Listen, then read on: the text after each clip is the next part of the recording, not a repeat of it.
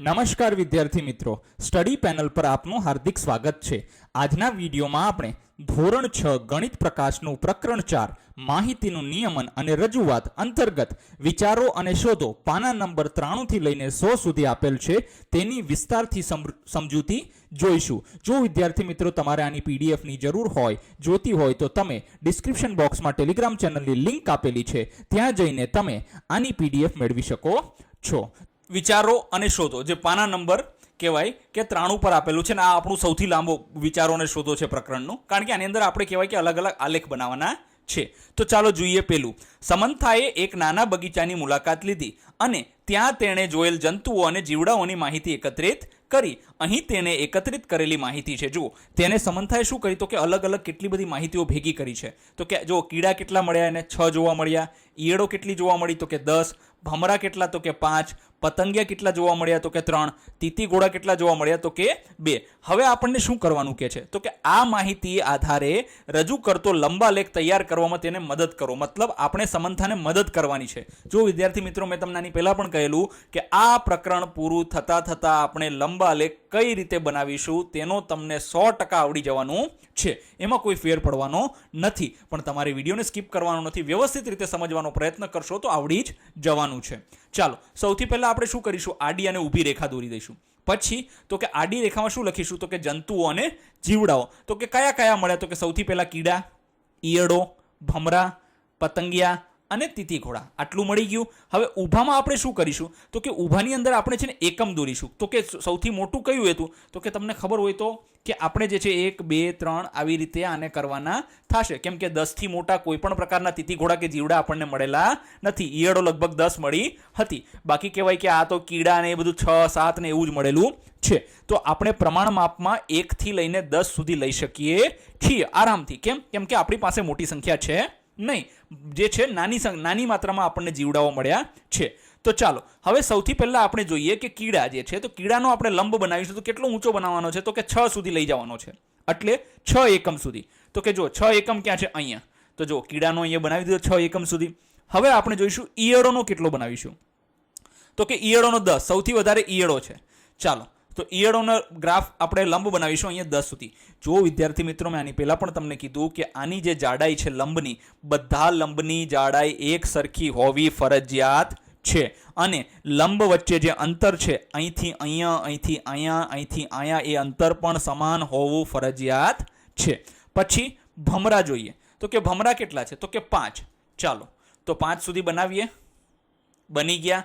પછી તો કે જંતુઓ ચલો ભમરાને એ થઈ ગયા। હવે એના પછી શું આવે છે તો કે પતંગિયા કેટલા છે તો કે પતંગિયા 3 છે। તો જુઓ આ પતંગિયાને અહીંયા બનાવી દીધા 3। પછી તો કે તીતી ઘોડા કેટલા છે તો ચાલો તીતી ઘોડા જોઈએ। તીતી ઘોડા 2 છે તો આપણે 2 સુધી જ બનાવીશું। આ તીતી ઘોડા બની ગયા 2। તો આ રીતે આપણે તમે જુઓ હવે અહીંયા ધ્યાનથી જોશો ને તો તમને ખબર પડશે આ જે અંતર જે છે ને બે લંબ વચ્ચેનું એ બધાનું સમાન અંતર છે। આના માટે તમે ફૂટપટ્ટીનો વ્યવસ્થિત ઉપયોગ કરીને આ વસ્તુ કરી શકો છો, બરાબર છે। ચાલો હવે આપણે જોઈએ આગળ, બીજું જોઈએ। પૂજાએ ગુજરાતમાં કેટલાક જુદા જુદા શહેરો માટે અમદાવાદ રેલવે સ્ટેશન પર 2 કલાકના સમયગાળામાં વેચાયેલી ટિકિટોની સંખ્યા પર માહિતી એકત્રિત કરી। હવે જો પૂજા જે છે એ બેન અમદાવાદના રેલવે સ્ટેશન પર 2 કલાક બેઠા છે, અને એ 2 કલાક દરમિયાન તે શું માહિતી ભેગી કરે છે તો કે અમદાવાદથી સુરત જનારા લોકો કેટલા લોકોએ ટિકિટ લીધી, રાજકોટ જનારા કેટલા લોકોએ ટિકિટ લીધી, વડોદરા જનારા કેટલા લોકોએ ટિકિટ લીધી, પાલનપુર જનારા કેટલા લોકોએ ટિકિટ લીધી, અને ભુજ જનારા કેટલા લોકોએ ટિકિટ લીધી, એ માહિતી એને ભેગી કરી છે।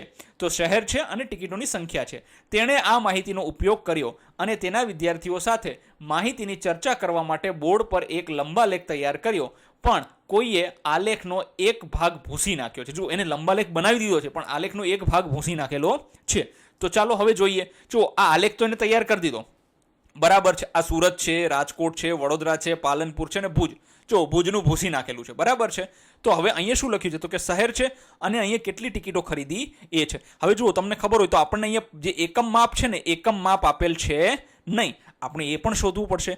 ચાલો પહેલો પ્રશ્ન જોઈએ, સુરત માટે વેચાયેલી ટિકિટોની સંખ્યા સ્તંભની ઉપર લખો। ચાલો સૌથી પહેલા સુરત માટે કેટલી ટિકિટ વેચાણી છે 24। ચાલો જો આ સ્તંભ આવી ગયો આપણો તો કે અહીંયા આપણે લખીશું 24। પછી બીજો પ્રશ્ન શું કહે છે બી, રાજકોટ માટે વેચાયેલી ટિકિટની સંખ્યા સ્તંભ ઉપર લખો. રાજકોટ માટે કેટલી ટિકિટ વેચાઈ છે? તો કે 20 ટિકિટ. જો આ રાજકોટ છે ને, 20 ટિકિટ વેચાઈ છે. તો અહીંયા રાજકોટના સ્તંભ ઉપર આપણે શું લખીશું? 20 લખીશું. પછી તો કે આગળ જઈએ. હવે કે છે સી, સુરત માટેનો સ્તંભ 6 એકમની લંબાઈનો છે અને રાજકોટ માટેનો સ્તંભ 5 એકમની લંબાઈનો છે. આ આલેખ માટેનું પ્રમાણ માપ શું છે? જો ખાસ સમજવાનો પ્રયત્ન કરજો. અહીંયા શું કીધું છે? તો કે સુરત, જો હવે આને પેન લઈ લઈએ આપણે તો વધારે સરળતાથી આપણને સમજાશે, કેમ કે એમને નહીં સમજાય. જો આપણને શું કહેવા માંગે છે તમને અહીંયા ખબર પડવી જોઈએ કે અહીંયા શું કીધું છે કે જો આ 1, આ 0 છે, 1 2 3 4 5 અને આ 6. શું કીધું છે? 6 એકમ થઈ ગયા ને. આ 1 2 3 6 એકમ થઈ ગયા. તો 6 એકમ લંબાઈનો છે. સુરતનો જે છે તે કેટલા છે? 6 એકમ છે. રાજકોટનો કેટલાનો છે? તો કે 5 એકમની લંબાઈનો છે. તો હવે આનું પ્રમાણમાપ શું થયું? પ્રમાણમાપ એટલે શું કે અહીંથી અહીંયા જઈએ તો કેટલા લોકો આવે છે? જો આ એક લોક નથી આવતા, તો જો 24 ને 6 થી ભાગી નાખીએ ને, 24 ને 6 થી ભાગીએ ને, જવાબ શું આવશે ખબર? 6 ચોક 24 એટલે 4 આવશે. પછી આ શું છે? 20 છે, બરાબર છે. અને 20 ને કેટલાથી ભાગવાના? તો કે એનું એકમ માપ કેટલું છે? 5 છે ને, 5 થી ભાગો તો કેટલું આવશે? તો કે એમાં પણ 4 આવશે. જો આ બંને સરખા આવી ગયા, મતલબ અહીંયાથી 0 થી 1 જઈએ એટલે 4 લોકો ટિકિટ લે છે. પછી 1 થી 2 જઈએ એટલે બીજા 4 એટલે 8 થઈ ગયા. પછી બીજા 4 એટલે 12 થઈ ગયા. પછી 16 20 અને 24 થાય છે. એટલે આપણને આલેખનું પ્રમાણમાપ શું છે? તો કે 1 એકમ બરાબર 4 ટિકિટ એ આપણને પ્રમાણમાપ આપેલું છે. જો વિદ્યાર્થી મિત્રો સમજાણું કે નથી સમજાણું? ખાસ ધ્યાન રાખજો. પ્રમાણમાપમાં જ મોટા ભાગના વિદ્યાર્થીઓ ગડબડ કરતા હોય છે. તો જો 24/6 કર્યા તો શું? જો 24 શું છે? તો કે આપણે એના ઉપર માપ લખેલું એ છે કેટલી ટિકિટ વેચાણી એ છે. 6 શું છે? તો કે જો આ 0 1 2 3 4 5 અને 6 સુધી આપણે આનો કહેવાય કે લંબ રાખેલો છે, સ્તંભની ઊંચાઈ છે આની. તો એના ભાગ્યા 6 કરી નાખ્યા તો કેટલા થઈ ગયા? 4 થઈ ગયા. હવે આનું જુઓ તો કે માપ કેટલું છે? 20. 20 ના ભાગ્યા કેટલા કરીશું? તો કે અહીંયા 5 આવે છે, તો આપણે કરી દઈશું 5 એટલે જવાબ આવશે 4. તો આપણે લખી શકીએ કે એનું જે પ્રમાણમાપ જે છે, પ્રમાણમાપ કેટલું છે? તો કે 4 નું પ્રમાણમાપ છે. હવે જોઈએ આપણે ડી, ભુજ માટે યોગ્ય સ્તંભ દોરો. હવે જો ભુજ ક્યાં છે? 16 છે, બરાબર છે. તો ભુજ માટે જુઓ, હવે અહીંયા છે ને ખરેખર 16 વડે ભાગવા પડશે તો જ ખબર પડે આપણને. જો આ 0 1 2 3 4 5 અને 6. તો કે ભુજ કેટલા છે? તો કે 16 છે, બરાબર છે. અને 16 ના ભાગ્યા કેટલા કરવાના? 4. કેમ 4 કરવાના? કેમ કે જોયું 24/6 કર્યા તો 4 જવાબ આવ્યો, 20/5 કર્યા તો 4 જવાબ આવ્યો. તો હવે 16 ભાગ્યા કેટલા કરવાના? 4 જ કરવા પડશે. તો જવાબ શું આવશે? 4 જ આવશે. એટલે કેટલું? 4 સુધી, અહીંયા સુધીનું માપ આવશે ભુજનું. ચાલો બનાવી જ દઈએ આપણે. પહેલાં આને ભૂસી નાખીએ જેથી કરીને આપણને ખબર પડે. ચાલો આ ભૂસી નાખ્યું, બરાબર છે. હવે આપણે શું કરીશું? તો કે એનો લંબ બનાવી દઈશું. ચાલો બનાવી દઈએ લંબ. જો બની ગયો 4 સુધીનો લંબ. તો આ રીતે કહેવાય કે આપણે પ્રમાણમાપ લઈ શકીએ છીએ. હવે શું કહે છે? તો કે આવે છે ઈ, ઊભી ધરી પર યોગ્ય સંખ્યાઓ મૂકીને લંબા લેખનું પ્રમાણમાપ ઉમેરો.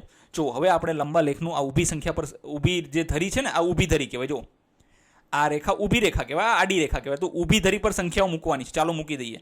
જો આ ભુજનું માપ મૂકી દીધું. પછી આ 4 8 12 પછી 16 20 24, બરાબર છે. 4 નો ગાળો મૂક્યો ને આપણે, 4 એકમ. તમને ખબર છે મેં તમને કીધું કે આપણે 0 1 2 3, પણ 0 થી 1 જઈએ તો 4 એકમની મુસાફરી કરી. પછી 0 થી 2 જઈએ તો 8 એકમ. પછી 0 થી 3 જઈએ તો 12 એકમ. 0 થી 4 જઈએ તો 16 એકમ. 16ની સંખ્યા મતલબ ટિકિટની સંખ્યા છે. તો આ રીતે આપણે એકમની ગણતરી કરી હતી. 1 એકમ બરાબર આપણે 4ની સંખ્યા લીધી હતી. તો આપણે આ રીતે કરી દીધું. હવે શું કીધું છે? લંબા લેખનું પ્રમાણમાપ ઉમેરો. આપણે ઉમેરી દીધું છે, 28 સુધી કર્યું છે, બરાબર છે. હવે આપણે જોઈએ આગળ શું કીધું છે? એફ, શું આ આલેખમાં વડોદરા અને પાલનપુર માટેના સ્તંભ યોગ્ય છે? જો નહીં તો સાચા સ્તંભ દોરો. ચાલો વડોદરા જોઈએ. વડોદરામાં કેટલા છે? 16. ક્યાં છે? જો આ વડોદરાનું તો બરાબર છે. પાલનપુરમાં કેટલી ટિકિટ વેચાણી છે? તો કે 28. જો 28 ક્યાં છે? તો કે 28 તો અહીંયા છે ભાઈ, બરાબર છે. તો આ કહેવાય કે જો સ્તંભ યોગ્ય છે? ના, યોગ્ય નથી. આ તો 16ની ઉપર અને 16 ને 20ની વચ્ચે છે, એટલે લગભગ 18 આસપાસ છે. પણ આપણે હોવું જોઈએ 28. મતલબ આ પાલનપુર વાળો જે સ્તંભ છે તે ખોટો દોરેલો છે. તો આપણે એને યોગ્ય દોરવો પડશે, બરાબર છે. પાલનપુરનો સ્તંભ કેટલો કરવાનો છે? આપણે હકીકતમાં કેટલો એને 28 સુધીનો પાલનપુરનો સ્તંભ કરવાનો છે. તો આપણે એને વધારી દઈશું. શું કરશું? થોડોક વધારી દઈશું. અને ક્યાં સુધી લઈ જઈશું? તો કે 28 સુધી. જો અહીંયા સુધી લઈ જવો પડે. આમ બરાબર છે. તમે વ્યવસ્થિત ફૂટપટ્ટીનો ઉપયોગ કરીને આને આવી રીતે દોરી શકો છો. જો થઈ ગયું. આ સરસ આવી રીતે રેખાઓને જોડી દેવાની પછી, જેથી કરીને શું થાય કે એક સરસ મજાની રચના થઈ જાય. છો થઈ ગયું 28 સુધીનું સરસ. ચાલો બરાબર, આપણે પાલનપુરનો પણ સ્તંભ વ્યવસ્થિત રીતે બનાવી દીધો છે. હવે આપણે જોઈએ આગળ. ચાલો, શું કીધું છે? 3. ચીનુએ સવારે 9 વાગ્યાથી 10 વાગ્યા સુધીમાં તેના ઘરની સામેના રસ્તા પરથી પસાર થતા પરિવહનના વિવિધ માધ્યમોની યાદી બનાવી. હવે જુઓ, ચીનુ જે છે સવારે 9 થી 10 બેઠો હશે ભાઈ ઘરની સામે રસ્તા ઉપરથી, તો કે મોટરસાઇકલ કેટલી પસાર થઈ, કાર કેટલી પસાર થઈ, ઓટો રિક્ષા કેટલી પસાર થઈ, સ્કૂટર કેટલા પસાર થયા, પછી તો કે બળદગાડા પણ છે, હા બળદગાડા કેટલા પસાર થયા, આ બધી વસ્તુઓને શું બનાવી? બસ કેટલી પસાર થઈ એની યાદી બનાવી છે. તો હવે એના ઉપરથી આપણે શું કરવાનું? તો કે સૌથી પહેલાં માહિતી માટે આવૃત્તિ વિતરણ કોષ્ટક તૈયાર કરો ખાસ. બરાબર છે. ચાલો હવે આપણે આવૃત્તિ વિતરણ કોષ્ટક તૈયાર કરવાનું છે. જુઓ, ખાસ યાદ રાખજો, આપણે એક એક વસ્તુ લઈશું. જુઓ, મોટરસાઇકલ છે, હા અહીંયા એક આવૃત્તિ બનાવી દીધી. બરાબર છે. બીજી વખત મોટરસાઇકલ છે, આ બીજી આવૃત્તિ બનાવી. પછી શું છે? તો કે કાર છે, તો કે કારમાં એક આવૃત્તિ ચિહ્ન બનાવી દઈએ. પછી ફરીથી કાર છે, તો કે અહીંયા પણ કારમાં એક આવૃત્તિ ચિહ્ન બનાવી દીધું. પછી શું છે? તો કે સાયકલ છે. ક્યાં છે સાયકલ? જો આ સાયકલ છે, તો સાયકલમાં એક આવૃત્તિ ચિહ્ન બનાવ્યું. પછી ઓટો રિક્ષા છે, તો ઓટો રિક્ષામાં એક આવૃત્તિ ચિહ્ન બનાવ્યું. જો હું અહીંયા ટીક શું કામ મારું છું ખબર છે? ભૂલ ના થાય એટલા, કારણ કે રિપીટ ન થવું જોઈએ, નકર ખોટું થશે. સ્કૂટર છે, તો આ સ્કૂટરમાં એક આવૃત્તિ ચિહ્ન બનાવી દીધું. પછી ફરીથી સ્કૂટર છે, તો ફરીથી બનાવી. એક એક જ લેવાના, એક સાથે 2-3 નહીં લેવાના, ભૂલ થઈ જાય. પછી કાર છે, તો કાર ક્યાં ગઈ? જો અહીંયા છે, તો અહીંયા બનાવી દીધું આવૃત્તિ ચિહ્ન. હવે પછી ફરીથી કાર આવે છે, તો ફરીથી કારમાં અહીંયા બનાવી દીધું. 4 થઈ ગયા. પછી ઓટો રિક્ષા છે, ઓટો રિક્ષા ક્યાં છે? જો અહીંયા છે, તો એમાં એક બનાવી દીધું. સ્કૂટર છે, સ્કૂટર ક્યાં છે? અહીંયા છે, તો જો અહીંયા સ્કૂટરમાં બનાવી દીધું. પછી ઓટો રિક્ષા ફરીથી છે, તો ઓટો રિક્ષા ક્યાં છે? તો કે અહીંયા છે, એટલે બનાવી દીધું. પછી ફરીથી સ્કૂટર છે, તો કે સ્કૂટર ક્યાં છે? અહીંયા છે, તો બનાવી દીધું. પછી ફરીથી ઓટો રિક્ષા છે, તો અહીંયા ઓટો રિક્ષામાં પણ એક બનાવી દીધું. પછી પાછું ફરીથી સ્કૂટર છે, તો જો હવે સ્કૂટરમાં જો 5 થશે ને, તો એક આડી રેખા આપણે બનાવીશું. બરાબર છે. પછી સાયકલમાં એક બનાવી દઈશું. જો સાયકલ બની ગયું. પછી ફરીથી સ્કૂટર છે, ચાલો સ્કૂટરમાં હવે ઊભી રેખા બનાવીશું. પછી પાછું મોટરસાઇકલ છે, મોટરસાઇકલમાં એક રેખા બનાવીશું, મતલબ આવૃત્તિ ચિહ્ન. સાયકલ છે, તો ક્યાં ગઈ સાયકલ? અહીંયા આવૃત્તિ ચિહ્ન. કાર છે, કાર ક્યાં ગઈ? જો કારમાં 4 થઈ ગયા, તો એક આડી રેખા બનાવીશું, 5 કરી દઈશું. મોટરસાઇકલ છે, તો આવૃત્તિ ચિહ્ન બનાવી દઈશું. ફરીથી સાયકલમાં જઈએ, તો આવૃત્તિ ચિહ્ન બનાવી દીધું. મોટરસાઇકલ, તો કે હવે એક આડી રેખા પાડી દઈએ, એટલે 5 થઈ જશે. બસ, તો કે બસમાં હજી સુધી શરૂઆત નથી કરી આપણે, કરી દઈએ 1. મોટરસાઇકલમાં એક આવૃત્તિ ચિહ્ન બનાવી દઈએ. જો આ વધારાનું હવે અલગથી કરવાનું. જો 5 થઈ જાય ને, પછી એક અલગ રેખા બનાવી દેવાની, થોડી દૂર બનાવવાની. પછી છે બસ, તો કે બસનું ખાતું ખોલી નાખીએ. ના, ખોલેલું છે, બરાબર છે. તો બસમાં બીજું આવૃત્તિ ચિહ્ન. બળદગાડું, તો કે બળદગાડાનું ખાતું ખોલીએ. થઈ ગયું. પછી ઓટો રિક્ષા, તો કે ઓટો રિક્ષા ક્યાં છે? તો કે આ રહી. જો હવે આમાં 5 કરી દઈએ. પછી સ્કૂટર 2 વખત છે, ચલો આપણે બંને સાથે લઈ લીધા. ક્યાં છે સ્કૂટર? આ રહ્યું. આ 1 અને 2 ઉપર નીચે હોય તો સાથે લઈ શકાય, પણ એવી ભૂલ ના કરતા, કારણ કે આમાં પછી છે ને આ નિશાન મળતા નથી હો, અઘરા થઈ જાય. સાયકલ છે, તો ક્યાં ગઈ સાયકલ? ચાલો એમાં એક આડું આવૃત્તિ ચિહ્ન કરી નાખ્યું. પછી સ્કૂટર છે, સ્કૂટરના થઈ ગયા 4. બળદગાડું, આ બળદગાડું. પછી મોટરસાઇકલ, આ મોટરસાઇકલમાં. સાયકલ 2 વખત છે, ક્યાં ગઈ? 1 અને 2 વખત છે. પછી મોટરસાઇકલ ફરીથી 2 વખત છે, તો મોટરસાઇકલ 1 વખત અને 2 વખત છે. પછી બસ બનાવી દઈએ, તો આ થઈ ગયું બસ. પછી ઓટો રિક્ષા છે, તો આ થઈ ગઈ ઓટો રિક્ષા. પછી ઓટો રિક્ષા હજી 1 વખત છે, તો હજી 1 વખત બનાવી દઈએ. પછી મોટરસાઇકલ છે 1 વખત, તો મોટરસાઇકલમાં આમ કરી નાખીએ. થઈ ગયું, બરાબર છે. પછી ઓટો રિક્ષા છે, ઓટો રિક્ષા ક્યાં છે? તો કે અહીંયા બનાવી દીધું એક આવૃત્તિ ચિહ્ન. મોટરસાઇકલ છે, અલગથી એક બનાવશું. કાર છે, બનાવી દીધું. બસ માટે આવૃત્તિ ચિહ્ન અહીંયા બનાવીશું. મોટરસાઇકલમાં 2 વખત, 1 ને 2 વખત, આ 1 અને 2 વખત. પછી સ્કૂટરમાં 1 વખત. તો સ્કૂટર ક્યાં છે? અહીંયા છે. જો આ બનાવી દીધા. જો આપણે બધી, જો તમને દેખાય છે આપણે બધામાં ટીક મારી દીધા છે. જો ટીક મારવાનું મુખ્ય કારણ શું? કોઈ વસ્તુ રહી ન જાય. એ ભૂલ ક્યાં થાય ખબર છે? જો અહીંયા auto rickshaw scooter, auto rickshaw scooter, auto rickshaw scooter, આમાં ભૂલ થઈ જાય કે ભાઈ આપણે ક્યાં હતા.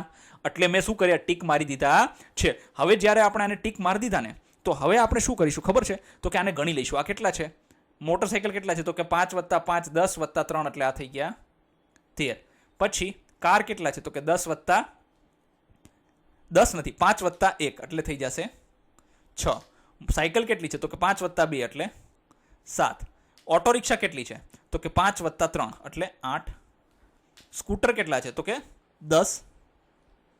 બસમાંથી કેટલા છે? તો કે બસ 4 અને બળદગાડાવાળા 2. ચાલો, ખૂબ સરસ રીતે આપણે ભરી દીધું, આવૃત્તિ વિતરણ કરી દીધું. બી, પરિવહનના કયા માધ્યમનો સૌથી વધુ વખત ઉપયોગ થયો છે? સૌથી વધુ, જો પરિવહન મતલબ આટલા બધા પરિવહનના માધ્યમ છે, એમાંથી સૌથી મોટી સંખ્યા કોની છે? તો કે મોટરસાઇકલની. કેટલી છે? 13. તો આપણે લખીશું કે મોટરસાઇકલનો ઉપયોગ સૌથી વધુ વખત થયો છે. કુલ કેટલી વખત થયો છે? 13 વખત થયો છે. પછી બીજું શું છે? જો તમને આ માહિતી એકત્રિત કરવા માટે, જો તમે આ માહિતી એકત્રિત કરવા માટે ત્યાં હોત તો તમે કેવી રીતે નોંધ કરશો? જુઓ, હવે આપણે તો કોઈ વ્યક્તિએ કરી દીધી છે, પણ એની જગ્યાએ આપણે હોત તો શું કરત? તો કે હું શું કરત સૌથી પહેલાં? તો કે જો મારે રસ્તા પરથી વાહનોની નોંધ રાખવી હોત ને, તો હું સૌથી પહેલાં પૂર્વ તૈયારી કરત. તો કે પૂર્વ તૈયારીમાં શું કરત? તો કે જેટલા વાહનો મને લાગે છે કે રસ્તા ઉપરથી પસાર થઈ શકે એમ છે, હું પહેલાં તો એનું લિસ્ટ ઉપર એક કાગળ ઉપર લખી નાખત. શું? જેમ કે કાર, બસ, સ્કૂટર, સાયકલ, બળદગાડું, રિક્ષા, આ બધું લખીને એક કોષ્ટક તૈયાર કરી દેત. કેવું કોષ્ટક તૈયાર કરી દેવાનું? કે આવું સરસ કોષ્ટક એક તૈયાર કરી દેત. પછી તો કે પછી હું શું કરત? તો કે પછી આવૃત્તિ ચિહ્નનો ઉપયોગ કરત. જેમ કેમ આપણે એક આવૃત્તિ ચિહ્નનો ઉપયોગ કર્યો, જેમ જેમ કોઈ વાહન મારી સામેથી પસાર થશે તેમ તેમ હું તે વાહનના નામની સામે તરત જ એક ઊભી લીટી આવૃત્તિ ચિહ્ન કરી દઈશ. પછી તો કે પછી જૂથ બનાવીશ. શું થશે? તો કે ગણતરીને સરળ કરવા માટે 4 આડી લીટી, પછી 5મું ચિહ્ન જ્યારે કરવાનું થાય ત્યારે આપણે આમ ત્રાસી લીટી મારી દઈશું. એટલે 5-5ના જૂથ બનાવી શકાય, જેથી પાછળથી ગણતરી કેવી થઈ જાય? તો કે આપણી ગણતરી 100% સરળ બની જાય છે. પછી તો કે સમય મર્યાદાનું પાલન. પછી હું સમય મર્યાદાનું પાલન, મતલબ એમ કહેવાય કે સવારથી લઈને સાંજ સુધી નહીં બેસવાનું ભાઈઓ. આપણે કોઈ એક સમય ફિક્સ કરવાનો કે 1 કલાક કે અડધી કલાક. એટલે સવારે 9 વાગ્યાથી 10 વાગ્યા સુધી સતત એકાગ્રતા સાથે રસ્તા પર ધ્યાન રાખીને દરેક વાહનની ચોક્કસ નોંધણી કરીશ. એવું નહીં કે ગમે ત્યારે બેસી ગયા, ગમે ત્યારે ઉઠી ગયા. કોઈ એક સમય છે કે 10 મિનિટ બેઠા, 15 નહીં, અડધી કલાક લઈ લ્યો, 1 કલાક લઈ લ્યો, તમારી પાસે સમય હોય એ રીતે તમે સમય રાખી શકો છો. પછી કુલ ગણતરી. હવે મારે જ્યારે 10 વાગે સમય પૂરો થશે તો હું તમામ ચિહ્નોને ગણીને તેની સામે સંખ્યા લખીશ. આપણે સંખ્યા લખી હતી ને, 13 છે, 6 છે, 8 છે, 2 બળદગાડા હતા, એ રીતે લખીશું અને પછી બધાનો કુલ સરવાળો મેળવી લઈશ. આ રીતે હું આ પદ્ધતિ અનુસાર શું કરીશ? કે માહિતી એકત્રિત કરીશ. હવે કીધું છે ચોથું, એક પાસાને 30 વખત ફેંકો અને દરેક વખતે તમને મળતો અંક નોંધો. આવૃત્તિ ચિહ્નનો ઉપયોગ કરીને આવૃત્તિ વિતરણ કોષ્ટક તૈયાર કરો. જોવા મળતા અંક શોધો. હવે જુઓ વિદ્યાર્થી મિત્રો, ખાસ યાદ રાખજો, આ પાસો જે છે તેનો ઉપયોગ તમારે જાતે કરીને કરવાનું છે. તમે એવું 30 વખત ફેંકવાનો છે. કેટલી વખત ફેંકવાનો છે? 30 વખત ફેંકીને તમારે એક ટેબલ આવૃત્તિ ચિહ્ન તૈયાર કરવાનું છે કે એમાં 1 કેટલી વખત આવે છે, 2 કેટલી વખત આવે છે, 3 કેટલી વખત આવે છે, 4 કેટલી વખત આવે છે. આવા તમે જે છે તેને ફેંકીને કરી શકો છો. પછી તમે અહીંયા લખજો કે સૌથી વધારે કયો અંક આવ્યો, જેની સંખ્યા સૌથી વધારે એ સૌથી વધુ વખત અંક આવ્યો હશે. સૌથી ઓછો ઉપર લખીશું, વધુ નીચે લખીશું અને સમાન સંખ્યા મળતા જોવા અંકો પણ આપણે જરૂર પડે તો લખીશું.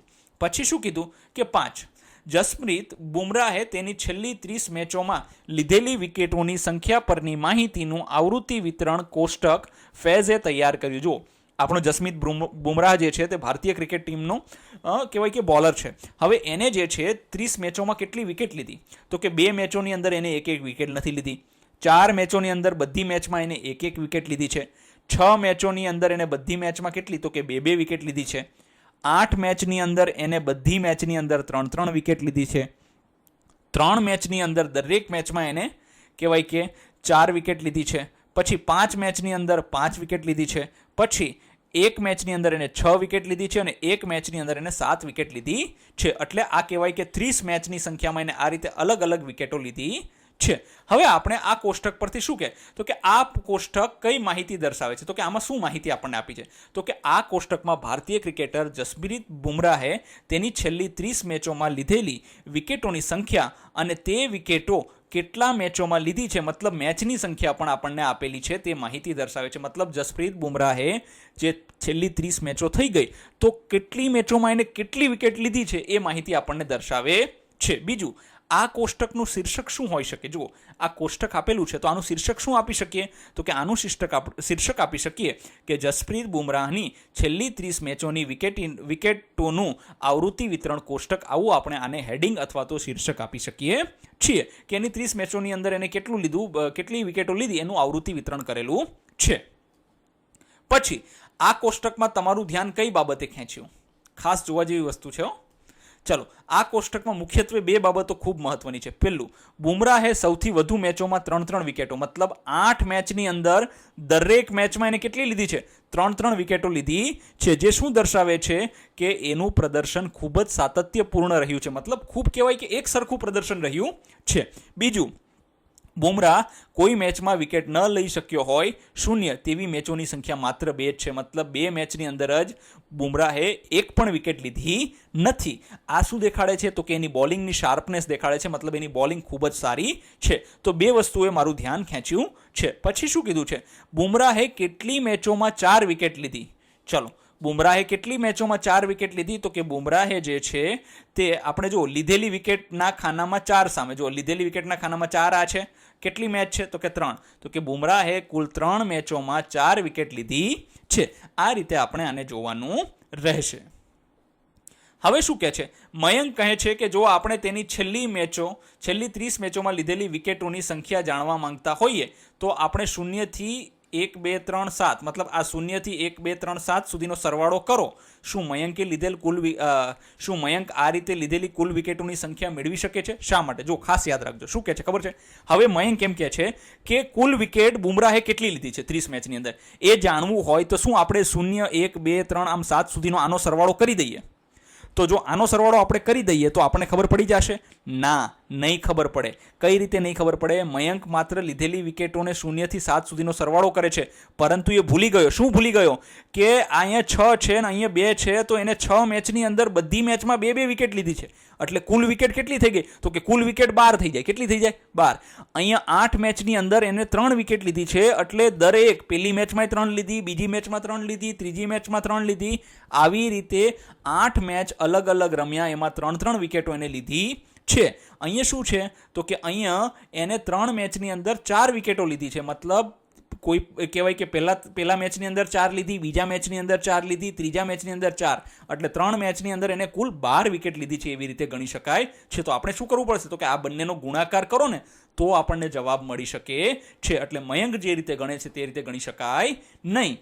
હવે કે છે આ કોષ્ટકનો ઉપયોગ કરીને બુમરાહે તેની 30 મેચોમાં લીધેલી કુલ વિકેટોની સાચી ગણતરી તમે કેવી રીતે કરશો? શા માટે? ચાલો આપણે કરીએ. જુઓ સાચી ગણતરી શું કરશું તો કે લીધેલી વિકેટ ગુણ્યા મેચોની સંખ્યા, આનો ગુણાકાર કરીએ. જુઓ આ રીતે લીધેલી વિકેટ મેચોની સંખ્યાનો ગુણાકાર કરી નાખો તો શું થશે? 0 4 12 24 12 વિકેટ, 25 વિકેટ, 6 વિકેટ ને 7.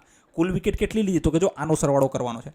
પહેલા તો આપણે લીધેલી વિકેટ અને મેચોની સંખ્યાનો શું કર્યો? ગુણાકાર કર્યો. અને એનો જે જવાબ આવે છે એનો આપણે શું કરીશું તો કે સરવાળો કરીશું. એટલે એનો સરવાળો કર્યો તો શું આવ્યો? 0 + 4. જો આ 4 12 24 12 25 6 અને 7 સોરી, આનો સરવાળો કરીશું તો જવાબ શું આવશે? કુલ એને 30 મેચમાં 90 વિકેટ લીધી છે. તમે વિચાર કરો, બહુ વધારે કહેવાય. તો એને 90 વિકેટ લીધેલી છે. આપણે આ રીતે આનો જવાબ મેળવી શકીએ છીએ. પછી છે પ્રશ્ન 6.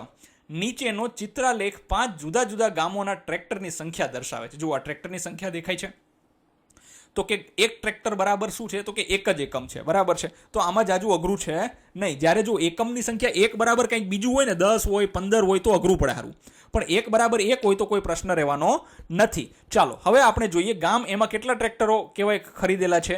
જુદા જુદા ગામોમાં ટ્રેક્ટરની સંખ્યા છે, કેટલા ટ્રેક્ટરો છે એવું દેખાડે છે.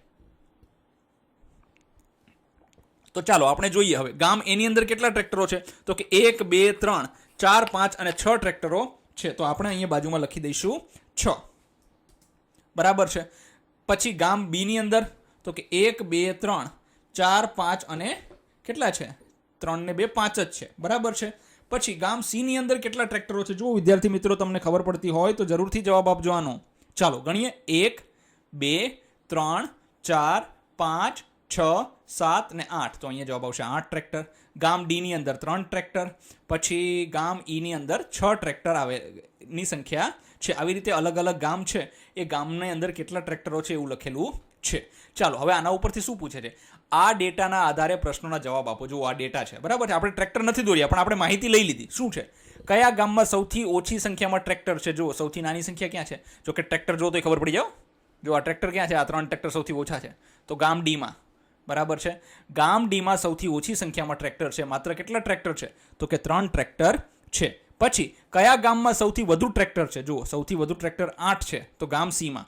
ગામ સીમાં સૌથી વધુ ટ્રેક્ટર છે. પછી ગામ સી પાસે ગામ બી કરતાં કેટલા વધુ ટ્રેક્ટર છે? જુઓ ગામ સી પાસે ગામ બી કરતાં તો મતલબ આના કરતાં કેટલા વધારે છે? તો કે 5 + 3 કરીએ તો 8 થાય એટલે 3 ટ્રેક્ટર વધારે થયા ને. તો ગામ સી પાસે કેટલા ટ્રેક્ટર છે? 8 ટ્રેક્ટર છે. ગામ બી પાસે કેટલા છે? તો કે 5 ટ્રેક્ટર છે. હવે આ બંનેનો તફાવત કરો એટલે 8 - 5 કરીએ તો જવાબ આવશે 3. તો આપણે લખીશું ગામ સી પાસે ગામ બી કરતાં 3 ટ્રેક્ટર વધુ છે. હવે જોઈએ ડી. કોમલ કહે છે કે ગામ ડીમાં ગામ ઈ કરતાં અડધી સંખ્યામાં ટ્રેક્ટર છે. શું તે વાત સાચી છે?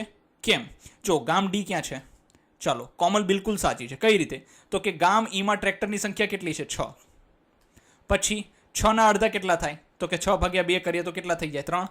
ગામ ડીમાં ટ્રેક્ટરની સંખ્યા કેટલી છે? 3. તો બિલકુલ બરાબર છે. તો 6 ના અડધા 3 છે એટલે કોમલ બિલકુલ સાચી છે કે ગામ ડીમાં ઈ કરતાં કેટલા છે? તો કે અડધી સંખ્યામાં છે. ઈમાં કેટલા છે? 6 છે. તો એના અડધા કેટલા થાય? 3 છે. તો ડીમાં 3 જ ટ્રેક્ટર છે. તો એ બિલકુલ સાચી છે. હવે આપણે જોઈએ 7મો પ્રશ્ન.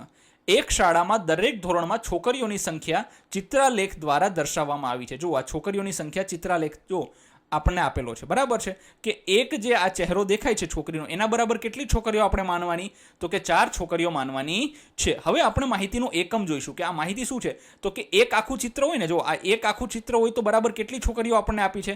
4 છોકરીઓ આપી છે. અને અડધું ચિત્ર હોય તો હવે કેટલી છોકરીઓ ગણવાની આપણે? તો 4 ના અડધા કેટલા થાય? 2 થાય એટલે 2 છોકરીઓ ગણવાની. ચાલો હવે ગણીએ. અહીંયા કેટલી છોકરીઓ છે? 1 2 3 4 5 અને 6. તો 6 × 4 કરીશું. 6 આખા ચિત્ર એટલે 6 × 4 બરાબર કુલ 24 છોકરીઓ થશે. પછી ધોરણ 2 ની અંદર તો કે 1 2 3 4 4 આખા ચિત્ર અને 1 અડધું ચિત્ર. 4 આખા 1 અડધું ચિત્ર એટલે 4 × 4 + 2 અડધું ચિત્ર એટલે 2 છોકરીઓ થાય ને. તો +2 એટલે 4 × 4 16 + 2 એટલે 18 છોકરીઓ થશે. જુઓ તમને એમ થશે કે સર આવું શા માટે કરાવે છે સાહેબ? આવું તો આપણને પૂછ્યું નથી. જો આપણી પાસે આ સંખ્યા હોય ને 24 18 તો આનાથી પ્રશ્નના જવાબ આપવા આપણને ખૂબ સહેલા પડે છે.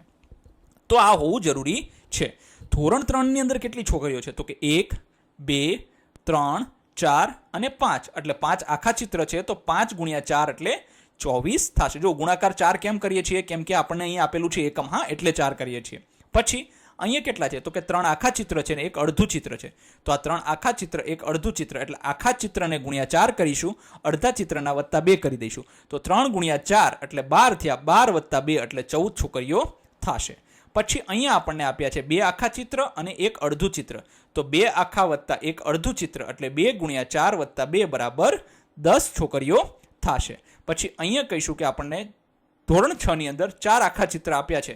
તો 4 આખા ચિત્રનો શું થશે? તો કે 4 × 4 કરી દો એટલે 16 જવાબ આવશે. પછી અહીંયા ધોરણ 7 ની અંદર કેટલા? 3 ચિત્ર આપ્યા છે.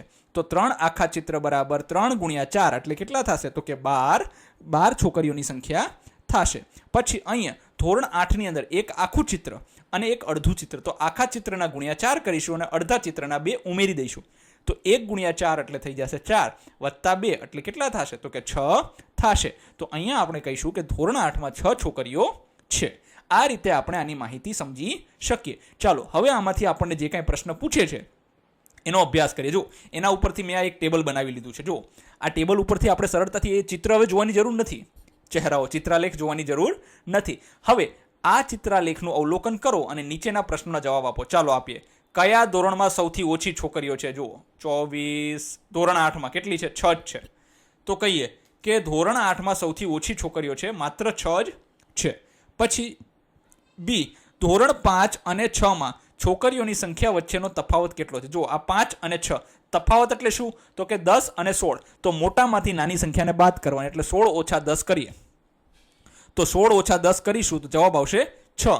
એટલે શું છે, તો કે 6 છોકરીઓનો તફાવત છે.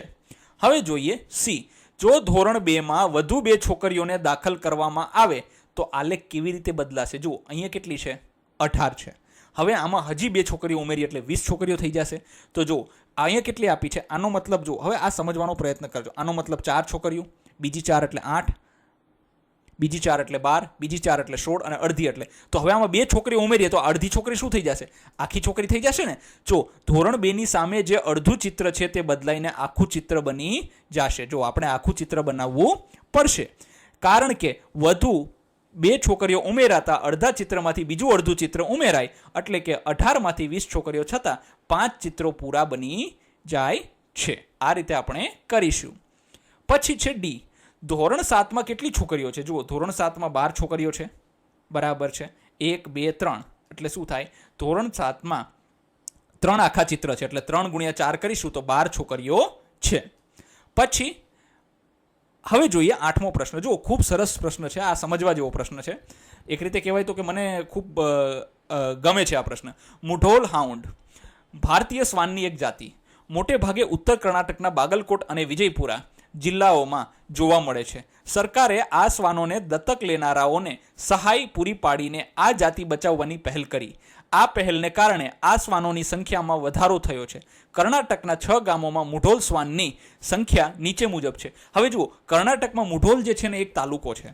એમ કહેવાય છે કે તે ચિત્પાવલ બ્રાહ્મણોની બહુ અગત્યની ભૂમિ, ચિત્પાવન બ્રાહ્મણ જે પેશવા બાજીરાવને બધા થઈ ગયા ને, બરાબર છે. તો બાગલકોટ કર્ણાટક મતલબ ઉત્તરી કર્ણાટકનો જે મહારાષ્ટ્રની બોર્ડરમાં ટચ થાય છે ને એ જગ્યાએ મુઢોલ તાલુકો આવેલો છે બાગલકોટ જિલ્લાની અંદર. હવે એ બાગલકોટ અને વિજયપુરા જિલ્લાની આસપાસના ગામોમાં એક મુઢોલ હાઉન્ડ કરીને કૂતરાની જાતિ રહે છે. કેવા દેખાય છે, જો આવા દેખાય છે. જો આ મુઢોલ હાઉન્ડ, આવા ઊંચા ઊંચા કૂતરા હોય ને એ મુઢોલ હાઉન્ડ. એક સમય એવો આવ્યો કે આ કૂતરાઓની સંખ્યા અચાનક ઓછી થઈ ગઈ. તો સરકારે શું જાહેરાત કરી ખબર છે, સરકારે કીધું કે જે પણ આવા કૂતરાઓ પાળશે અથવા તો એને દત્તક લેશે એને સરકાર સહાય આપશે. તો લોકોએ શું કર્યું, એને પાળવાની શરૂઆત કરી. હવે આપણને કીધું કે શ્વાનની સંખ્યા જુઓ કે ગામ એમાં કેટલા છે, તો કે 18 કૂતરા છે, મુઢોલ શ્વાન છે.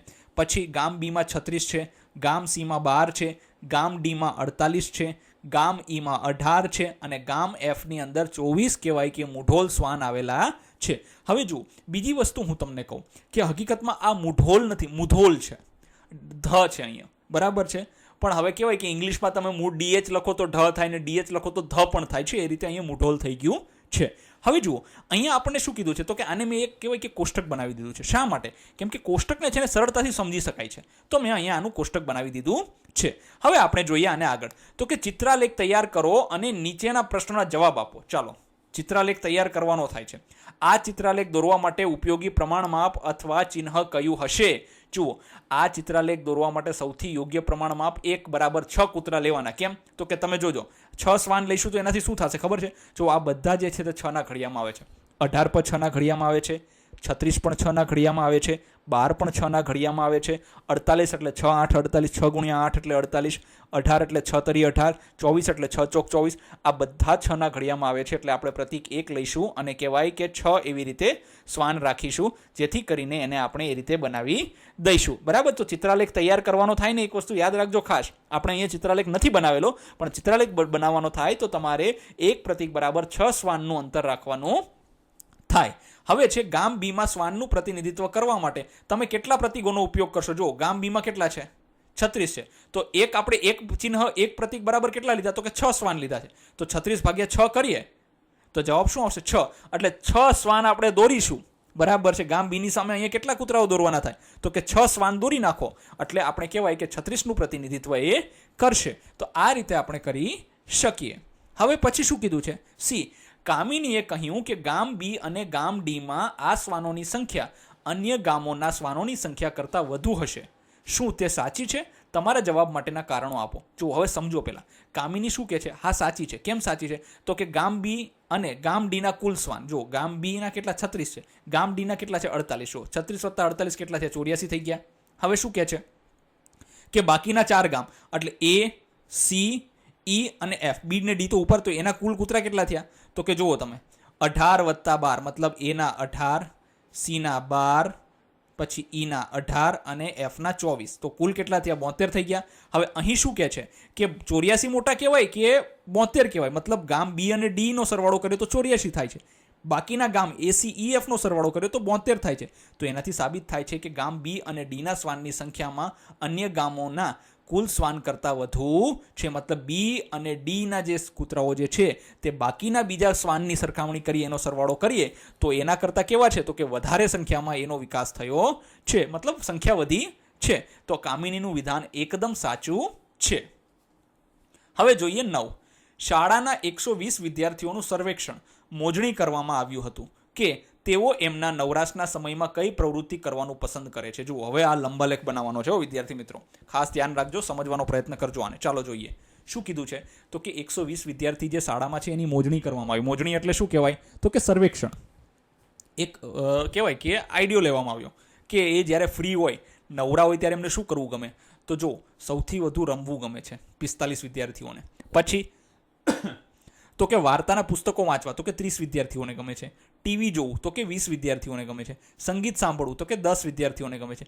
ચિત્રકામ, તો કે 15 વિદ્યાર્થીઓને ગમે છે. એટલે એક એકમ લંબાઈ બરાબર 5 વિદ્યાર્થીઓના પ્રમાણ માપ લઈને ઉપરની માહિતી દર્શાવતો લંબાલેખ દોરો. રમવા સિવાય કઈ પ્રવૃત્તિ સૌથી વધુ વિદ્યાર્થીઓ દ્વારા પસંદ? ચલો જોઈએ. જો આમાં શું કીધું છે? એક એકમ લંબાઈ બરાબર 5 વિદ્યાર્થીઓ. કેમ આપણને એવું કીધું હશે? કેમ કે આ બધી સંખ્યાઓ 5 થી ભાગી શકાય છે. 5ના ઘડિયામાં આવે છે 9 પંચા ને 45, 5 છક ને 30, 5 ચોક ને 20, 5 દુ ને 10, 5 તરીને 15. એટલે શું છે? 5 ને કહેવાય કે આપણે એક એકમ બરાબર 5નું પ્રમાણ માપ લેવાનું કીધું છે. ચાલો આપણે બનાવીએ. સૌથી પહેલા આડી ઊભી રેખા, પછી તો કે પ્રાધાન્યવાળી ક્રિયા કઈ કઈ છે, અને અહીંયા વિદ્યાર્થીઓની સંખ્યા લખી નાખીશું. હવે જો પ્રમાણ માપ આપી દીધું 0, 5, 10, 15, 20, 25, 30, 35, 40, 45, 50. જો કે 45 આપણી મોટા મોટી સંખ્યા છે, આપણે 50ની જરૂર છે નહીં, પણ તેમ છતાંય આપણે બનાવી દીધી છે. હવે આપણે શું કીધું છે? જો આપણે પ્રમાણ માપ તો લઈ લીધું, બરાબર. આપણે કીધું હતું કે એક એકમ એટલે અહીંથી અહીંયા ગયો તો એક એકમ થયો, તો એક એકમ બરાબર 5 વિદ્યાર્થી આપણે લેવાના છે. હવે આપણે ક્રિયાઓ જોઈએ. તો કે ક્રિયાઓ જોઈએ તો કે રમવું કેટલા વિદ્યાર્થીઓને? તો કે 45. ચાલો 45 સુધી બનાવી. આ 45 સુધી છે. જો રમવાનું બનાવી દીધું 45 સુધી. પછી તો કે વાર્તાના પુસ્તકો વાંચવા કેટલા વિદ્યાર્થીઓને ગમે છે? 30 સુધી. ચાલો 30 ક્યાં છે? જો અહીંયા છે, તો અહીંયા બનાવો વાર્તાના પુસ્તકો વાંચવા. પછી તો કે પછી ટીવી જોવું કેટલાને ગમે છે? તો કે 20 વિદ્યાર્થીઓને. ચાલો 20 ક્યાં છે? જરાક જુઓ. જો આ 20 છે, અહીંયા આવી જશે ટીવી જોવું. પછી સંગીત સાંભળવું કેટલા વિદ્યાર્થીઓને ગમે છે? તો કે 10 વિદ્યાર્થીઓને. ચાલો અહીંયા લઈ લ્યો, આ 10 વિદ્યાર્થીઓને સંગીત સાંભળવું ગમે છે. પછી તો કે પછી ચિત્રકામ કેટલા વિદ્યાર્થીઓને ગમે છે? તો કે 15 વિદ્યાર્થીઓને. ચાલો 15 ક્યાં આવશે? જો અહીંયા 15 છે, આ 15 ચિત્રકામ.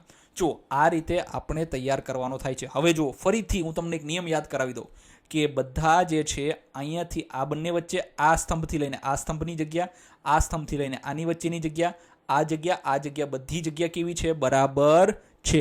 બીજું સ્તંભની જાડાઈ, જુઓ આને સ્તંભની જાડાઈ કહેવાય. આ જાડાઈ જે છે ને, બધા સ્તંભની જાડાઈ કેવી હોવી જોઈએ? સરખી હોવી જોઈએ. ખાસ યાદ રાખજો. અને મેં અહીંયા કહેવાય કે આ રેખાઓ શા માટે બનાવી છે? આ રેખાઓ એટલા માટે બનાવી છે કે જેથી કરીને આપણે એને 45 સુધી, 30 સુધી, 20 સુધી, 10 સુધી અને 15 સુધી વ્યવસ્થિત આપણે કહેવાય કે આપણો સ્તંભ બનાવી શકીએ એટલે બનાવેલું છે. તો આ રીતે આપણે આનો લંબાલેખ તૈયાર કર્યો.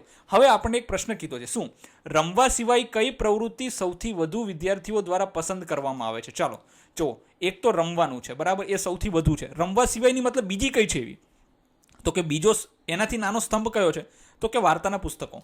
તો કે આ જે છે રમવા સિવાય વાર્તાના પુસ્તકો વાંચવી, એ પ્રવૃત્તિ સૌથી વધુ વિદ્યાર્થીઓ 30 વિદ્યાર્થીઓ દ્વારા પસંદ કરવામાં આવે છે. હવે જોઈએ 10મો પ્રશ્ન. એમાં શું કીધું છે? તો કે એક પ્રાથમિક શાળાના વિદ્યાર્થીઓ અને શિક્ષકોએ જુલાઈના પ્રથમ અઠવાડિયા દરમિયાન શાળાના પરિસરમાં અને આસપાસના ગામમાં વૃક્ષના રોપા વાવવાનું નક્કી કર્યું. તેમણે વાવેલા રોપાઓની વિગત. હવે જુઓ, એક જુલાઈ મહિનાનું જે પ્રથમ અઠવાડિયું હતું ને, સોમવારથી લઈને રવિવાર સુધી, તો કહેવાય કે એક પ્રાથમિક શાળાના શિક્ષકો અને વિદ્યાર્થીઓ નક્કી કર્યું કે આપણે રોપા વાવીશું. સોમવારે એમને 50 કરતાં થોડાક લગભગ 51-52 વાવ્યા. પછી મંગળવારે 40 રોપા વાવ્યા, બુધવારે 30, ગુરુવારે 40, શુક્રવારે 50, શનિવારે 60 અને રવિવારે એ લોકોએ 40 રોપા વાવેલા છે. હવે આપણને અમુક પ્રશ્ન પૂછવામાં આવે છે, તો આપણે એ પ્રશ્નનો જવાબ આપીએ. સૌથી પહેલા શું કીધું છે? તો કે બુધવારે અને ગુરુવારે રોપાયેલા રોપાની કુલ સંખ્યા. જો બુધવારે કેટલા છે? તો કે 30. ગુરુવારે કેટલા છે? 40. તો કે કુલ રોપા એટલે સરવાળો કરવાનો થાય ને, તો બુધવારે 30 અને ગુરુવારે 40 એટલે 30 + 40 = 70 થાય છે. તો કુલ કેટલા રોપા વાવ્યા? એ લોકોએ 70 રોપા વાવ્યા છે. પછી બી, આખા અઠવાડિયા દરમિયાન રોપાયેલા રોપાની સંખ્યા કેટલી છે? તો આખા અઠવાડિયા દરમિયાન એટલે તો જો સોમવારના 52, પછી 40, પછી 30, 40 મંગળ બુધ ગુરુ શુક્ર શનિ ને રવિ સુધીના આપણે કરી દઈએ. અને આ બધાનો જો સરવાળો કરીશું, સોમ મંગળ બુધ ગુરુ શુક્ર શનિ ને રવિ, આ બધાનો સરવાળો કરીશું તો કેટલો જવાબ આવે છે? 312 આવે છે. એટલે 312 આખા અઠવાડિયા દરમિયાન કેટલા રોપા વાવ્યા છે એ લોકોએ? તો કે 312 રોપા વાવ્યા છે.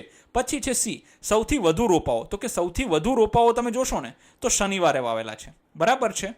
ચાલો, તો સૌથી વધુ રોપાઓ શનિવારના રોજ 60 અને સૌથી ઓછા રોપાઓ બુધવારના રોજ 30 વાવવામાં આવ્યા છે. તો અહીંયા લખીશું શનિવાર, અહીંયા લખીશું બુધવારે. બુધવારે સૌથી ઓછા રોપા વાવેલા છે અને શનિવારે કેટલા છે? સૌથી વધુ રોપા વાવેલા છે.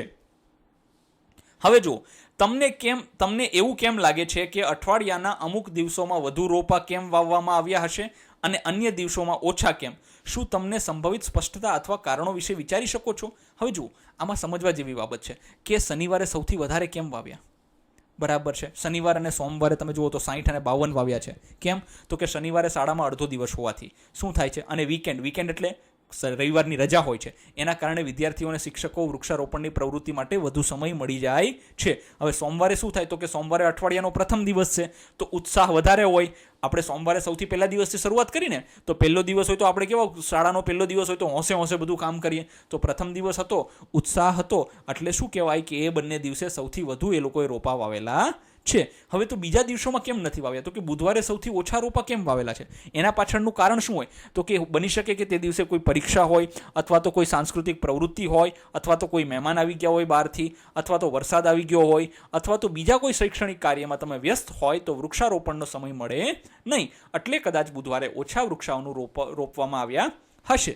પછી તમે તમારી સ્પષ્ટતા સાચી છે કે કેમ તે કેવી રીતે શોધવાનો પ્રયત્ન કરી શકો છો. જુઓ, હવે આપણે આ સ્પષ્ટતા તો આપી દીધી. હવે આ સાચી છે કે ખોટી છે એ કઈ રીતે ખબર પડે? તો કે આ સ્પષ્ટતા ચકાસવા માટે અઠવાડિયા દરમિયાન શિક્ષકની ડાયરી, જો શિક્ષકો પાસે પોતાની ડાયરી હોય છે, એમાંથી આપણને ખબર પડે કે બુધવારે એમાં કયા કયા કામ હતા અમારા સાહેબ પાસે કે બેન પાસે કે જેના લીધે આપણે રોપા ઓછા વવાણા છે. પછી શાળાનું હાજરીપત્રક તમે જુઓ, એ દિવસનું સમયપત્રક જુઓ, એ ચકાસીને આપણને ખબર પડે કે એ બીજું હવામાન ખાતાની વેબસાઇટ ઉપર અથવા તો ગૂગલ કરી લ્યો તો તમને ખબર પડે તે દિવસે વરસાદ થયો હતો કે બીજું કંઈ થયું હતું કે જેના લીધે આપણે વૃક્ષો ઓછા રોપવામાં આવ્યા. તો આ બધી માહિતી આપણને મળી શકે છે. આ રીતે આપણે કહેવાય કે એને શોધવાનો પ્રયત્ન કરી શકીએ છીએ. હવે કીધું છે 11મો, 1900 અને 1900 મતલબ 1900 અને 1970 એટલે 1970 વચ્ચે ભારતમાં વાઘની સંખ્યામાં ભારે ઘટાડો થયો. ભારતમાં વાઘ શોધવા અને બચાવવા માટે 1973માં પ્રોજેક્ટ ટાઈગર શરૂ કરવામાં આવ્યો. 2006થી ભારતમાં વાઘની ચોક્કસ સંખ્યા ટ્રેક કરવામાં આવી હતી. શગુફ્તા અને દિવ્યાએ 2006 અને 2022 વચ્ચે દર 4 વર્ષના અંતરાલમાં ભારતમાં વાઘની સંખ્યા વિશે માહિતી મેળવી. તેમણે આ માહિતી માટે આવૃત્તિ કોષ્ટક અને આ માહિતી રજૂ કરવા માટે લંબા લેખ તૈયાર કર્યો છે. પણ આ આલેખમાં થોડી ભૂલો છે. શું તમે તે ભૂલો શોધી અને તેને સુધારી શકો છો? જુઓ, ભારતમાં છે ને 1900ની સાલથી લઈને 1970 સુધી ભારતમાં વાઘની સંખ્યા બહુ વધી ગઈ. ઘટી ગઈ? કેમ ઘટી ગઈ? કેમ કે લોકો એનો શિકાર બહુ કરતા હતા. એના નખ છે આ તે એના માટેનો શિકાર બહુ કરતા હતા.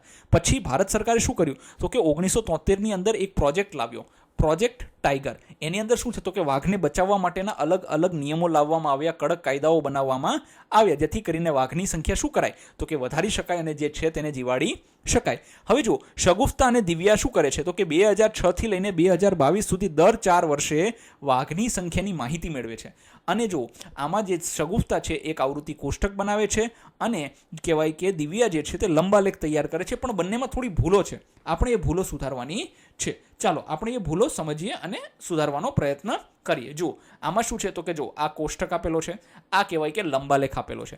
આની અંદર વાઘની સંખ્યા છે ને આની અંદર પણ વાઘની સંખ્યા છે. તો ચાલો જોઈએ પહેલો પ્રશ્ન શું કહે છે કે કોષ્ટકમાં આપેલી માહિતી સાચી માહિતી જો કોષ્ટકમાં સાચી માહિતી આપી છે તેની સામે સ્તંભાલેખ દોરેલો છે અને સરખાવતા નીચે મુજબની ભૂલો જોવા મળે. તો કે આમાં ભૂલ શું છે? જો તો કે સૌથી પહેલાં 2014નો સ્તંભ જો 2014માં કેટલા છે? તો કે 2200 છે. અહીંયા કેટલા છે 2014માં? જો આ 3000ની આસપાસ 2200 2200 ક્યાં આવે? તો કે અહીંયા આવવા જોઈએ ને. તો જો વર્ષ 2014માં વાર્ગની સંખ્યા કેટલી છે? 2200 છે. અને આલેખમાં ભૂલ શું છે? તો કે 2014નો સ્તંભ જે છે તે 3000ની નજીક છે. અહીંયા નજીક છે તો આ કેટલા દેખાડે છે? તો કે આ તો આશરે 2900 દર્શાવે છે, જે બિલકુલ ખોટું છે. તેથી 2000 અને 2500ની વચ્ચે 2200 પર હોવો જોઈએ, એટલે અહીંયા ક્યાંક હોવું જોઈએ. બરાબર છે. પછી શું કીધું છે? બીજી ભૂલ શું છે? તો કે વર્ષ 2018ના સ્તંભમાં ભૂલ છે. ચાલો 2018માં સાચી માહિતી કેટલી છે? તો કે 3000 વાઘની સંખ્યા છે. બરાબર છે. હવે 2018નો સ્તંભ જોઈ લઈએ. જો કેટલી છે? 3000 છે. તો જો આ છે 2200 જેવું દેખાડે છે. 3000 તો ક્યાં છે? આ સ્તંભની લંબાઈ ક્યાં સુધી હોવી જોઈએ? અહીંયા સુધી હોવી જોઈએ. એટલે અહીંયા પણ આપણને શું દેખાય છે? કે ભૂલ દેખાય છે. એટલે આની લંબાઈ આપણે વધારીને અહીંયા સુધી લઈ જઈએ તો આપણે કહેવાય કે આ આલેખ જે છે લંબાલેખ આપણો યોગ્ય ગણી શકાય. પછી ભૂલ કેવી રીતે સુધારશો? આલેખને સાચો કરવા માટે લંબ આલેખમાં નીચે મુજબના ફેરફાર કરવા. જો ભૂલ સુધારીએ તો ચલો સૌથી પહેલી 2014નું તો કે તેની લંબાઈ ઘટાડીને 2000થી આની લંબાઈ ઘટાડી દેવાની છે 2014ની. જો ઘટાડી દીધી, આટલે સુધી લાવી દીધી. પછી તો કે હવે 2018નું શું કરીશ? તો કે આની લંબાઈ વધારવાની છે. ક્યાં સુધી વધારીશું? તો કે 3000 સુધી. ચાલો આની લંબાઈ આપણે વધારી દીધી. તો આપણે આ રીતે સુધારો કરીને એમ કહેવાય કે આપણો જે લંબાલેખ છે એમાં આ મુજબના ફેરફાર કરીને આપણે આપણી ભૂલ સુધારી શકીએ છીએ. પછી હવે જુઓ વિદ્યાર્થી મિત્રો, ખૂબ જ અગત્યનું અને અંતિમ બરાબર છે કે લંબ આલેખ વિશે ટૂંકનો જ, જો કે ગણિતમાં ક્યારેય ટૂંકનો જ પૂછાય જ નહીં. આ પાઠની અંદરથી તમને આલેખ જ પૂછાઈ શકે, બીજું કોઈ વસ્તુ પૂછાય નહીં. પણ આપણને ખબર હોવી જોઈએ કે લંબ આલેખ હકીકતમાં શું છે, ચિત્રાલેખ શું છે, આ બંને વચ્ચેનું અંતર શું છે. ચાલો જોઈએ. ચિત્રાલેખની જેમ લંબ આલેખો માહિતીને રજૂ કરવાની એક સરસ દ્રશ્ય રીત આપે છે. તે સમાન અંતરે ગોઠવેલા સ્તંભ દ્વારા માહિતી રજૂ કરે છે, જેમાં દરેક સ્તંભની પહોળાઈ સમાન હોય છે, જ્યાં લંબાઈ અથવા ઊંચાઈ વિવિધ શ્રેણીઓ આવૃત્તિ આપે છે. જો આપણને ખબર છે કે ચિત્રાલેખની જેમ લંબ આલેખ જે છે તે શું છે? તો કે સમાન અંતરે સ્તંભ ગોઠવેલા હોય છે. આપણે જોઈએ ને કે બે સ્તંભ વચ્ચેનું અંતર કેવું હોય છે? સમાન હોય છે. અને દરેક સ્તંભની પહોળાઈ કેવી હોય છે? એ પણ સમાન હોય છે. બીજું કે આપણે જે છે જે ઊભી રેખા બનાવીએ છીએ તે શું છે? વિવિધ શ્રેણીઓની આવૃત્તિ આપે છે. પછી તો કે દરેક શ્રેણીને એક સ્તંભ દ્વારા રજૂ કરવામાં આવે છે, જ્યાં લંબાઈ અથવા ઊંચાઈ અનુરૂપ આવૃત્તિ, ઉદાહરણ તરીકે ખર્ચ અથવા તો જથ્થો, ઉદાહરણ તરીકે રન દર્શાવે છે. જો જે ઊભો સ્તંભ હોય ને ત્યાં આપણે શું ખર્ચ છે અથવા તો જથ્થો, રન આવી બધી વસ્તુઓ દર્શાવીએ છીએ. જે આડો સ્તંભ, નીચે પડેલો સ્તંભ હોય છે ત્યાં મોટા ભાગે આપણે નામ છે, બાબતો છે, ખર્ચા છે, આવી બધી વસ્તુઓ લખતા હોઈએ છીએ. ખર્ચા મતલબ જમવામાં વપરાણા, ખાવામાં વપરાણા. પણ રૂપિયા ક્યાં દેખાડીશું? તો કે ઊભા સ્તંભમાં દેખાડીશું. પછી સ્તંભ વચ્ચે સમાન અંતર, જેથી તે દર્શાવે છે કે મુક્તપણે ઊભા છે અને સ્વતંત્ર શ્રેણીઓનું પ્રતિનિધિત્વ કરે છે. જુઓ ખાસ યાદ રાખવાનું, જે સ્તંભ આલેખ તમે દોરો છો એની અંદર સ્તંભ વચ્ચે કેવું હોવું જોઈએ? તો કે સમાન અંતર હોવું જોઈએ. અને સમાન અંતર હોવાના લીધે શું થાય કે દરેક સ્તંભ જે છે પોતાનું સ્વતંત્ર અસ્તિત્વ ધરાવે છે, એવું આપણને એમાંથી જાણી શકાય છે. પછી શું કહે છે? તો કે સ્તંભોએ આવૃત્તિ કોષ્ટક કરતાં માહિતીનું અર્થઘટન કરવામાં વધુ ઝડપથી મદદ કરે છે. લંબાલેખ વાંચીને આપણે એક નજરમાં વિવિધ શ્રેણીઓનું આવૃત્તિઓની તુલના કરી શકીએ છીએ. જો સ્તંભો જે છે ને એ માહિતીનું અર્થઘટન કરવામાં આપણને વધારે મદદરૂપ થાય છે. તો આપણે જો એને વ્યવસ્થિત રીતે ગોઠવેલું હોય તો આપણે માહિતીનું ઝડપથી અર્થઘટન કરી શકીએ છીએ. પછી તો કે આપણે લંબાલેખ માટે પ્રમાણમાપ, જો ખાસ પ્રમાણમાપ વિદ્યાર્થી મિત્રો તમને આવડી ગયું ને તો તમારો લંબાલેખ ચોખ્ખો છે. બરાબર છે. 1 એકમ લંબાઈ બરાબર 1 વિદ્યાર્થી પણ લઈ શકીએ. 1 એકમ લંબાઈ બરાબર આપણે 200 પણ લીધા છે. માહિતીના આધારે લઘુત્તમ અને મહત્તમ આવૃત્તિઓનું, મતલબ લઘુત્તમ એટલે સૌથી નાનામાં નાની આવૃત્તિ, મહત્તમ એટલે સૌથી મોટામાં મોટી આવૃત્તિઓ સહિત આપણે નક્કી કરવું જોઈએ, જેથી પરિણામી લંબાલેખ કાગળ અથવા પોસ્ટર પર સરસ રીતે બંધ બેસે અને દ્રષ્ટિની રીતે આકર્ષક લાગે તેવું પ્રમાણમાપ આપણે ત્યાં ગોઠવવું જોઈએ. અને નિશાનો 0થી શરૂ થવા જોઈએ. જો ખાસ યાદ રાખજો, આ વસ્તુ મારે કહેતા તમને ભૂલાઈ ગઈ છે વિડીયોની અંદર. શરૂઆત હંમેશા 0થી થાય છે. જે આપણે ઊભી રેખા બનાવીએ ને, આમ અહીંયા જે ઊભી રેખા હોય છે ને, એ અહીંયા જે શરૂઆત આપણે આડી રેખા છે, આ ઊભી રેખા છે, આ શરૂઆત હંમેશા ક્યાંથી થાય છે? 0થી થાય છે. આ વસ્તુનું ખાસ ધ્યાન રાખવાનું છે. ધન્યવાદ વિદ્યાર્થી મિત્રો. જો તમારે આ સોલ્યુશનની PDF જોતી હોય તો અમારી ટેલિગ્રામ ચેનલની લિંક તમને ડિસ્ક્રિપ્શન બોક્સમાં આપેલી છે, ત્યાંથી તમે આની PDF મેળવી શકો છો.